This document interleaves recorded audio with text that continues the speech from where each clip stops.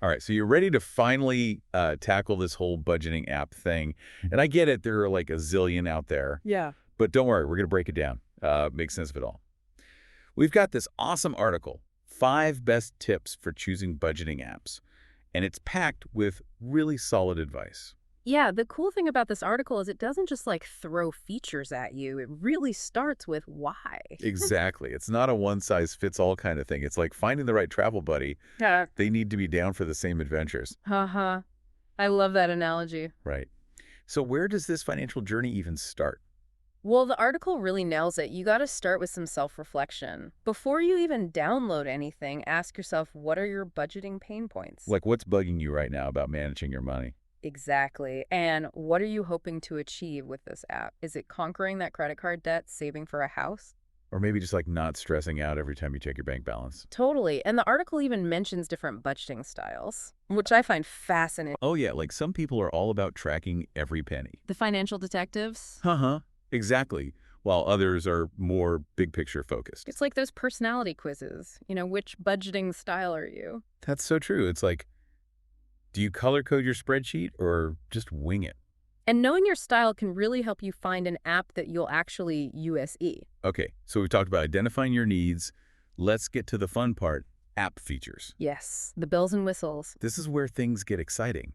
The article highlights 4 key areas to consider. But remember, it's not about having all the features. It's about the ones that matter to you. Preach. So first up, we have user interface. Which sounds super techy.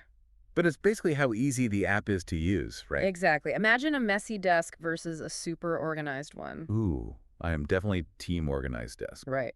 You want to actually enjoy opening the app, not run away screaming. Uh-huh. Next up is expense tracking, which is where automation comes in. This is a game changer. Seriously, so many apps connect to your bank accounts and pull transactions automatically. No more logging every latte by hand. Thank goodness, because ain't nobody got time for that. And that's the point, right? Reducing friction. Make budgeting a habit, not a chore. Exactly. Okay, so third on the list is goal setting, and this ties back to those financial dreams we talked about. Whether it's a vacay paying off debt or building an emergency fund. Having a clear target is so motivating. I'm a big believer in that, and the article talks about how different personality types approach goal setting. Oh, yeah, like visual people might love apps with progress bars and charts, Give me all the pretty graphs. while analytical types might prefer seeing things broken down into smaller milestones. So they can celebrate those little wins along the way. Exactly. Okay, and lastly, we have reporting and analysis. This is where things get juicy. It's not just about knowing where your money went, it's about understanding WHY. Ooh, tell me more. A good budgeting app is like your financial therapist. It helps you unpack those spending patterns. You can finally figure out why you blow your budget on shoes every month. Haha, exactly. It's about those aha moments and then making real changes. Love it. Okay, so we've covered identifying your needs and exploring key features. But there's another piece of this budgeting app, puzzle user reviews. Ooh, yes, the good, the bad, and the ugly. Because let's be real, those reviews can be a bit of a roller coaster ride. They totally can. So how do we sift through all that and find the gems? Well, the article has some great tips. It's like having a friend who's tried all the restaurants in town. You trust their recommendations, right? Oh yeah, for sure. I rely on those foodie friends big time. But the key here is to be a discerning diner, so to speak. Okay, I like that analogy. So what should we be looking for? Well, first look for patterns in the feedback. Like if everyone is raving about the customer service, that's a good sign. Right, or if multiple people mention bugs or crashes, that's a red flag. Exactly. You want an app that's reliable, not adding to your stress levels. And the article also cautions against getting swayed by those extreme opinions. One person's 5-star rave might be another person's worst nightmare. Exactly. A handful of glowing or scathing reviews doesn't tell the whole story. So look for those balanced, detailed reviews that explain why they liked or disliked the app. Yes, give me the details. Okay, and speaking of things to look out for, the article really stresses the importance of data security. This is where things get serious. Definitely, because we're talking about our sensitive financial information. Mhm. I mean, the article said 70% of users have needed customer support at some point.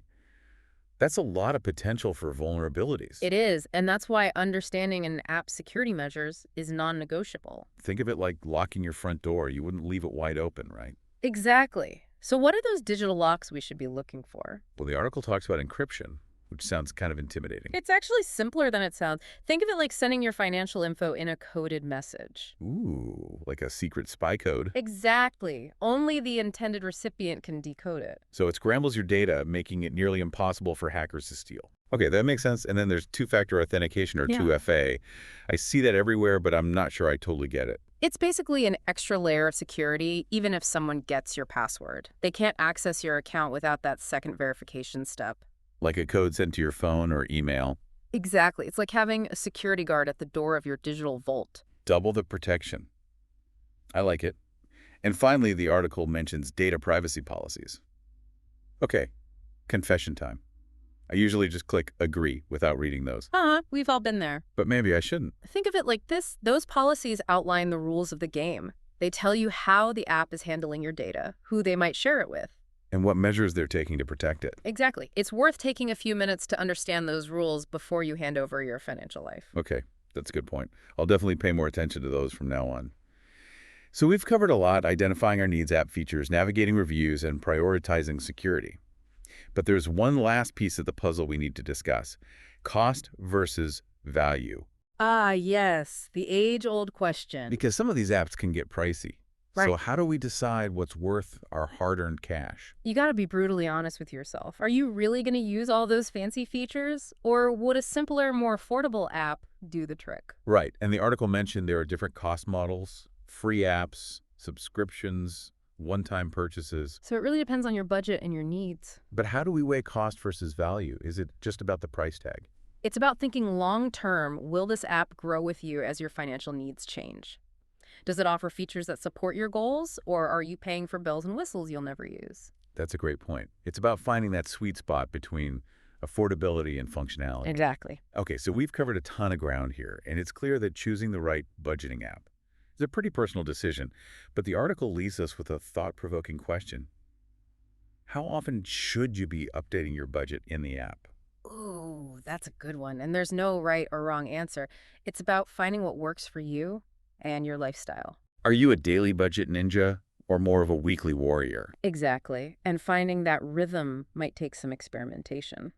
Which leads perfectly into part 2 of our deep dive, where we'll uncover more about those budgeting styles and how they play into choosing the right app. I'm excited to dive deeper into that. Me too, so stay tuned, folks. We'll be right back after a quick break.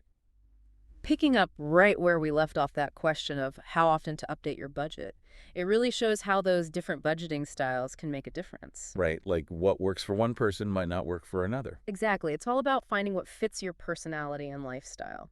The article mentioned a few different approaches. I remember zero-based budgeting sounded kind of intense. Oh, yeah, that one's definitely more hands-on. The idea is you give every dollar a job at the beginning of the month. So like you're planning out exactly where every penny goes. Exactly. It's like putting together a financial puzzle. Each piece has its place. It seems like it could be a lot of work, though. It can be, especially if you're not super detail-oriented, but for some people, that level of control is really comforting. I can see that it's like knowing exactly where you stand at all times. Right, but for others, it might feel too restrictive. That's where something like the 50-30-20 method comes in. Oh, yeah, that one's a lot more flexible, right? Exactly. Yeah. It's all about dividing your income into 3 main categories: 50% for wants and 20% for savings and debt repayment. That one seems a lot easier to manage. It is, for many people, it strikes a good balance between structure and flexibility. And it still encourages responsible spending. Exactly. You're still prioritizing your financial goals. What about people who are more visual learners? Are there any budgeting styles that work well for them? Absolutely. The article mentions the envelope system, which is a classic for a reason. Oh, yeah, I've heard of that one. It's all about using physical or digital envelopes to allocate money for different categories. So you can actually see where your money's going. Exactly. It makes it more tangible and can be really helpful for curbing impulse purchases. Because you have to physically take money out of an envelope before you spend it. Right. It makes you think twice. And speaking of thinking twice, let's circle back to those data privacy policies. Oh, yes. Those are important. You mentioned some key questions we should be asking when we're reading through those.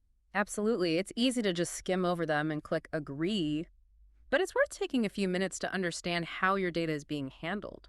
What are some of the red flags we should look out for? One key question is, who are they sharing my data with?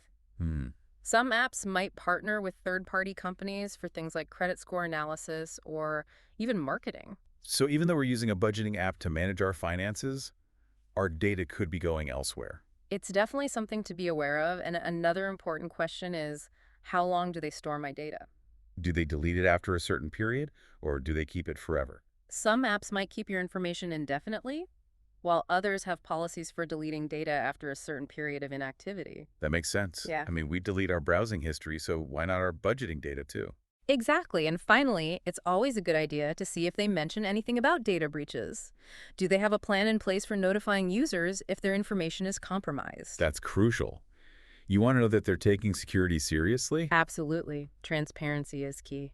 So we've talked about budgeting styles, data privacy. Yeah. What else should we consider as we're exploring these apps? Well, the article touches on something that's often overlooked, the psychological aspect of budgeting. Oh yeah, it's not just about numbers and spreadsheets, it's about our relationship with money. Exactly. Our emotions and habits play a big role. For sure, I used to get so stressed out about budget. It's common for many people, it can feel like a constant battle.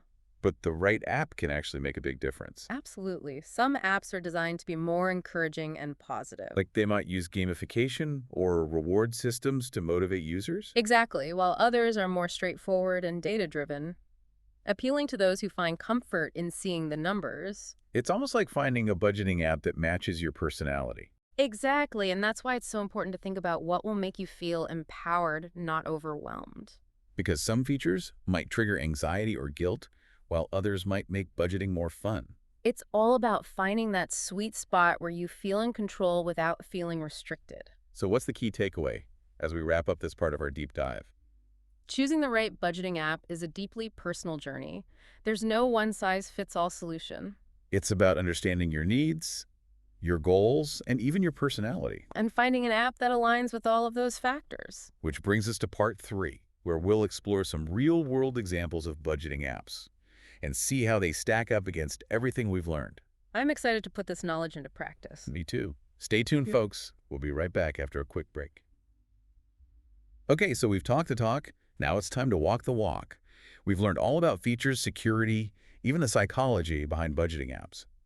Now let's look at some actual apps and see how they measure up. It's like we're going on a budgeting app safari. Ooh, I like. So before we set off on our adventure, let's recap what are our must-haves. Right. What are those non-negotiables for our ideal app? Well, a user-friendly interface is definitely at the top of the list. Yeah. We don't want to wrestle with the app just to input our expenses. Makes sense. And of course, top-notch security is a must. We're trusting these apps with our financial lives after all. Exactly. And let's not forget about those different budgeting styles. We want an app that caters to our individual needs, whether we're meticulous trackers or big picture folks. Right. It's all about finding the right fit. So with those criteria in mind, let's start our exploration. I'm actually curious about one that the article mentioned. It's called Money Map. It's supposed to be super visual, almost like a game. Oh yeah, I've heard of that one. It's known for its intuitive design. They use a lot of interactive graphs and charts to help you visualize your spending. That sounds perfect for those visual learners we talked about. Exactly. It can really make budgeting more engaging and less intimidating. But what about the security side of things? Is it as solid as it sounds? From what I've seen, MoneyMap takes security very seriously. They use bank-level encryption and offer two-factor authentication. Okay, that's good to hear. So it sounds like they've got all the bases covered. And their privacy policy is very transparent about how they handle your data. Awesome. So no shady business going on behind the scenes. Not that I've seen. Okay, so Money Mac seems promising, but what about the cost? It does have a subscription fee, but they offer a free trial so you can test it out. That's always a plus try before you buy. And from what users say, the features justify the cost.